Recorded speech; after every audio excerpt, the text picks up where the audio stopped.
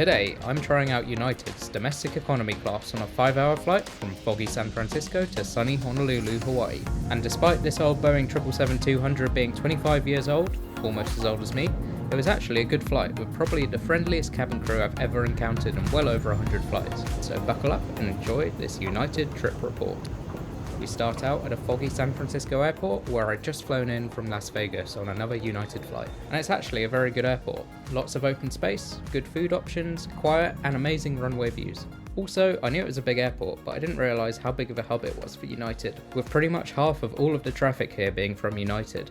The airport serves just over 50 million passengers a year, making it the 36th busiest in the world in 2024, and was actually the 4th busiest in the US by international passengers last year, being a major hub for connecting Asia and Australia with the rest of the US, as you can see from this route map showing where United fly to from SFO.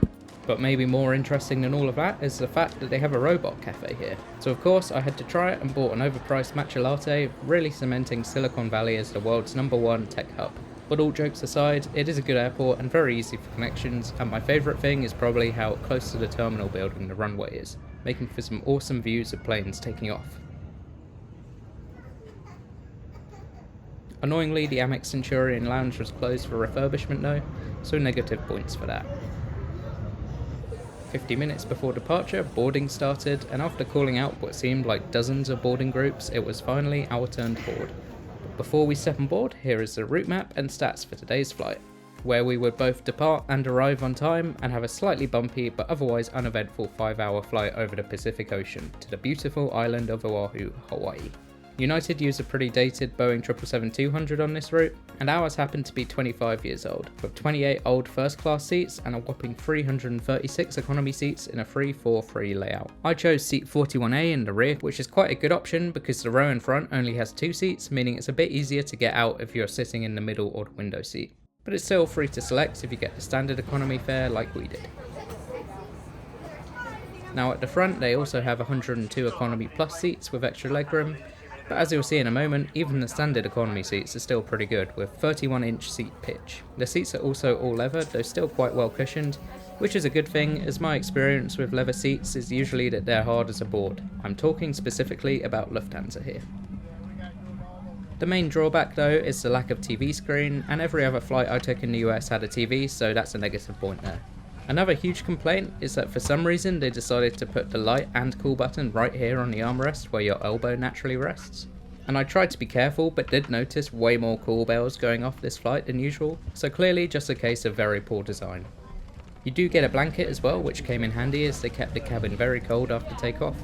And there's an adjustable headrest, though no pillow. But I suppose on a 5-hour daytime flight a pillow isn't too necessary.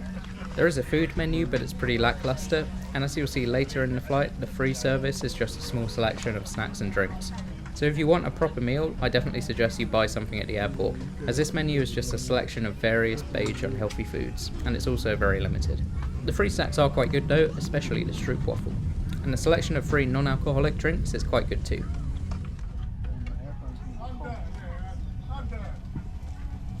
Now as we get ready to taxi, let me take a moment to praise the cabin crew on this flight, specifically this guy. All the crew were good, but he was by far the friendliest and most jolly flight attendant I've ever seen.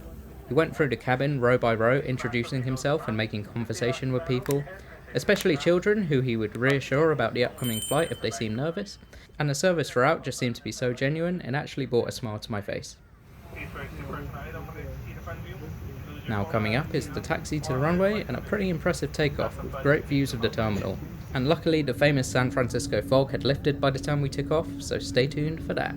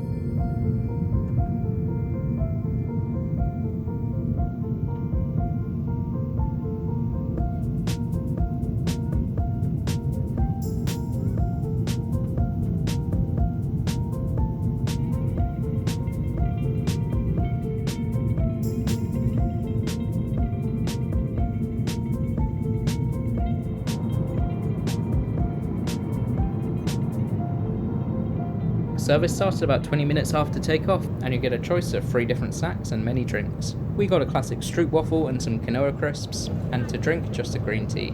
And that's it in terms of free service on this 5-hour flight, though they did come through the cabin a few times later offering water. Then for the loo review, this is the toilet in the middle of the cabin, and it's actually super spacious and clean enough, I suppose.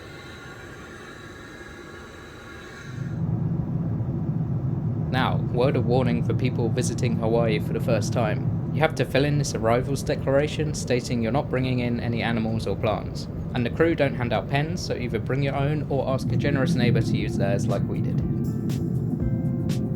And that's pretty much it for this flight. I should also mention that they do have free in-flight Wi-Fi, but it didn't seem to be working for either me or my wife on this flight, or our previous United flight for that matter, or the flight before with JetBlue, which makes me think maybe it was a problem with our British phones rather than United's Wi-Fi. So take that as you will.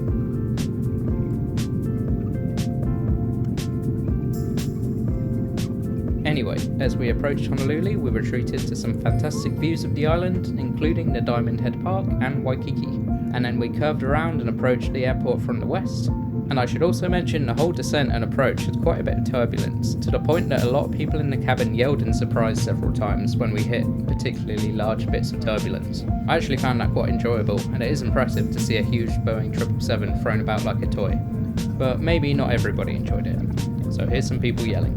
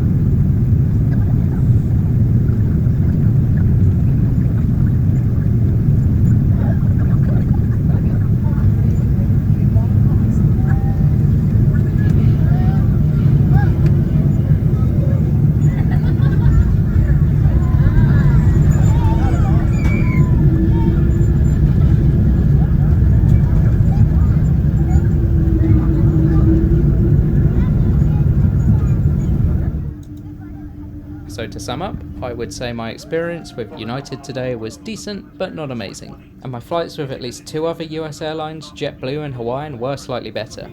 The cabin crew though were truly fantastic, and the seat is quite spacious and comfy for a domestic flight. But 2 factors make me lower my score. First, you could really feel the age of the plane and cabin, from the loud engines to the lack of features. Like the fact there's no TV screen, Wi-Fi that didn't work for us, and a cool button placed right where your elbow rests. Then there's also the fact that on a 5-hour flight you just get a selection of free snacks. It is the same with JetBlue to be fair, but at least with Hawaiian they give you a sandwich on this route. And the paid menu options are pretty poor too. So thanks to that, I'll give them an average 6 out of 10 on my airline tier list, on par with the likes of China Eastern and Swiss, and slightly behind JetBlue. But remember that that's just based on my personal experience, so take it with a pinch of salt. Now in my next videos I'll be reviewing this United 737 flight from Las Vegas to San Francisco, as well as a Virgin Atlantic A350 flight from Los Angeles to London. And lastly, a few hotel and lounge reviews, including the lovely Royal Hawaiian Hotel in Waikiki, which you can see now. Be sure to like and subscribe to be notified about my future videos. Thanks a lot for watching, and goodbye.